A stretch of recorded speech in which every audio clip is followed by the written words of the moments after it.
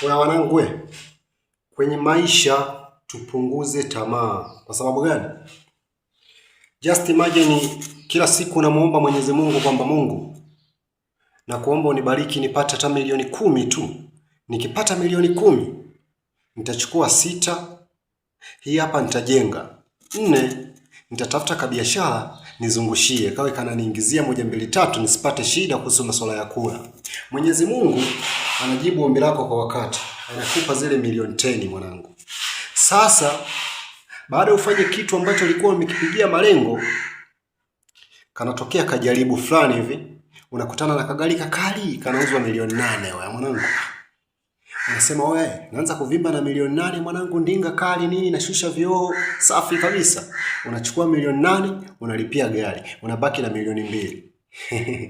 Kama ukijua una biashara wala una mchongo wote wa kukuingizia hela kwamba nitanunua mafuta nikianza kudrive, hapana. Baada ya hapo unaendesha mwezi mmoja tu, gari inakuja inapata ajali, inagonga mtu, unavunja miguu. Hafi ila unavunja miguu.